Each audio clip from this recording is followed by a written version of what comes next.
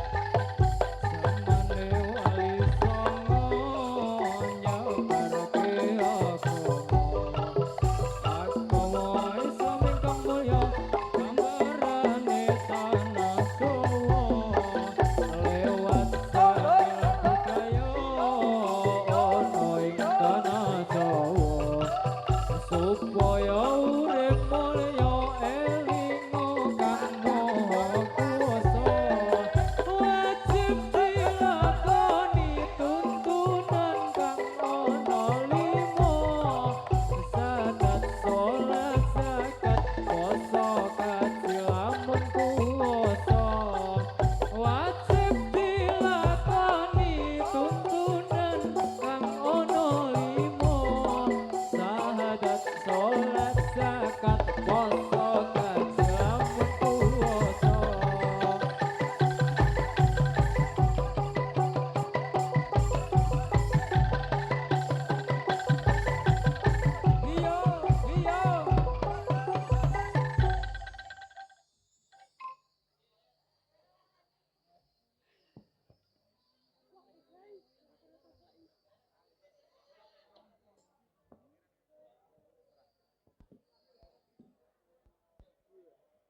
Atur sugeng dumateng kang samya dateng amreksani badan kula wujud jamang meleng-meleng ampun ngantos sampun tinggal mangke munak masang atur preksa dumateng para pamirsa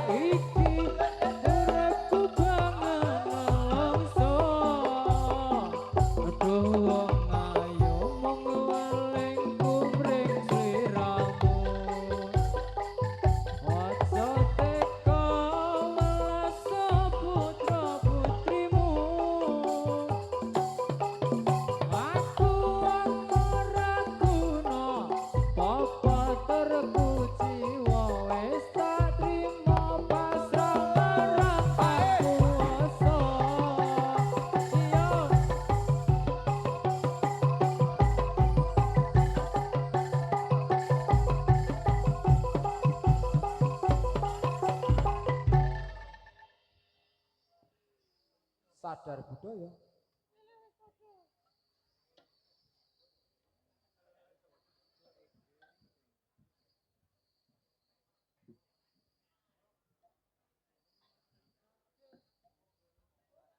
Pemudi sadar budaya sing rupane ala aja ngolo awit tunggal bangsa perayaan ini yang besar sekali untuk memperingati hari besar ini. Kula niki saged dugi mriki sebab ditimbali kaliyan warga mriki perlu arah-arah kanggone hiburan supaya tegak sarta bisa aman. Ayo para kanca padha suka-suka supaya gembira kancane pemuda najan rupa kewan melu perayaan kanggo memperingati anggene hiburan mila para rawuh kakung saha putri kersa amreksani rupa amedeni katos sampun cekap lagu-lagu kula mbok menawi lepat nyuwun tunging pangaksama.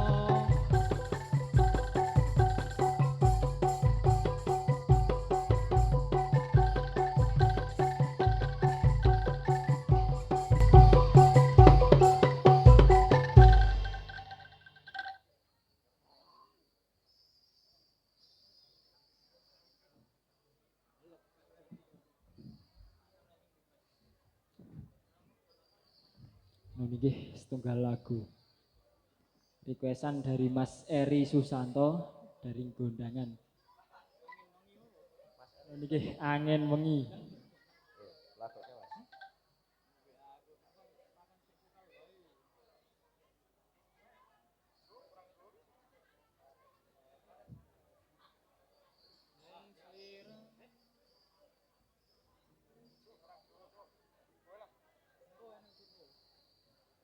Mung sliramu sing ana atiku, mung sliramu sing ngisi pikirku, nanging aku ora bisa duweni amung rasa tresno sing tesimpen jero ati. Aku kangen sing neng kono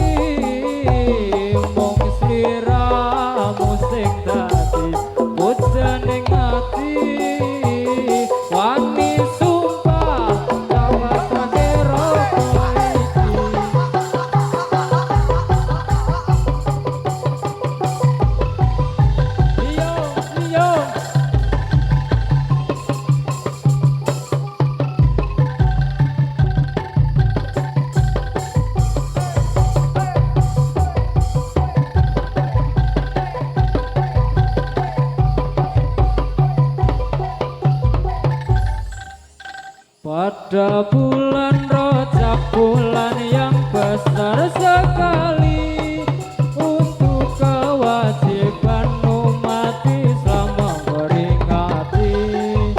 Karena waktu ini jatuh mi'raj Kanjeng Nabi Muhammadun Nabi wa alihi wa sahbihi. Maka mari kita bersama memperingati oleh kaum Islam, pemuda dan pemudi. Jika tidak hormat akan dapat kode besi, tetapi yang hormat diberi amal yang suci. Besok yen wis mati dicemplung ke ono ing geni kang aran neraka selawase ora mati. Wis to ayo kanca enggal ganti lagu baru, sebab wis mangsane kita baris sangka maju. Mula ingkang ngalon aja ngasih ke susu, munda ora becik sarta malah dikebuyu. Kados sampun cekap kang dados satur kawula, kula badhe kantos critane urip ning donya. Pramila yen lepas nyuwun kuming banget sumur, sedaya prakanca pemudi sadar budaya.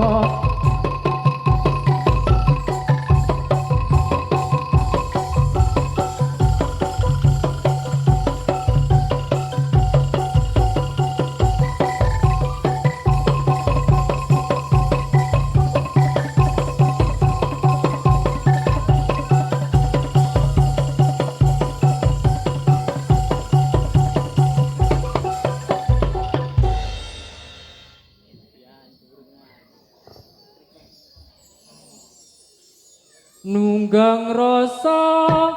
nganering penggaya, longeng gadung mrambat krambil gading, kekondel witing rasa bang rasa nyanjang jati anane brebes mili banyu saking langit tiben kedung lumambah ing panggon anon nyemplung lelakon ngaurip cumemplung rasa atiku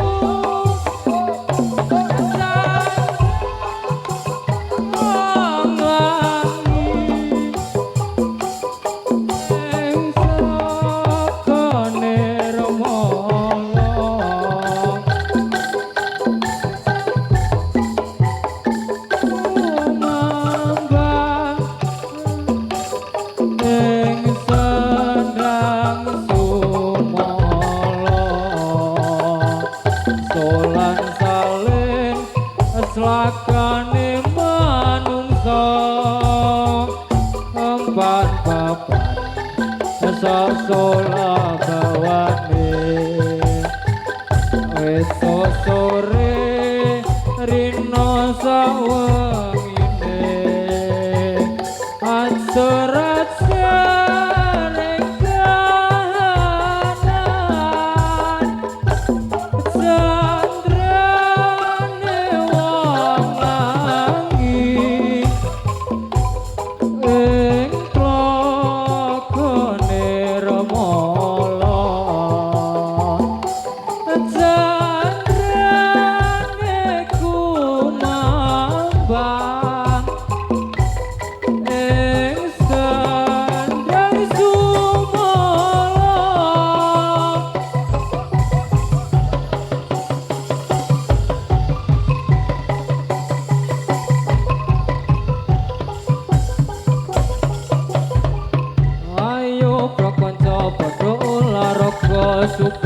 badane rasa sinambi maka erang-erang kawula ingkang miturut agama Islam sedaya bebarengan ngurmatana maring wisrate Nabi junjungan kita Nabi Muhammad kang mulya sedulur menghormat sapa pemuda betayat padha kiyata agone menghormat maring wisrate Nabi Muhammad lamun wong urip ra gelem menghormat besok yen ana akhirat bakal keparingan siksa lan laknat geni neraka kang bulat lamun kang padha gelem menghormati maring misrate jeneng Nabi besok yen kita tumeka ing pati diganjar surga kang edi lafalina dina idrolil Islam iku dawuhe pangeran agama mungguhe Gusti Allah Islam iku den lakoni tenan mila ayo bro sedulur muslimin tetep ono ing kewajiban ayat kang kasebut ing dalem Al-Qur'an terang dawuhe pangeran mila sedulur kang samya mriksa mugi enggal tindana agama Islam kang luwih utama iku dadi kewajibannya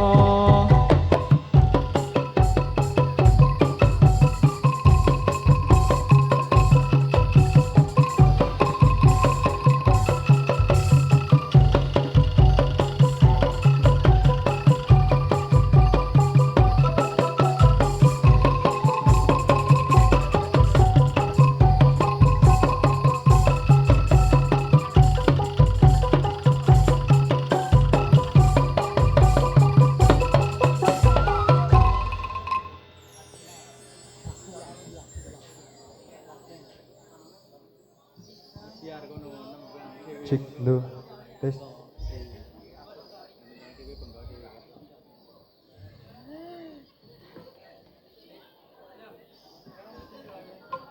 Wanodya ayu utama nggambar arume kusuma mulak lelep pronto pagawe semsem Allah semulir bae padu lintri-lintri nyawa ketemu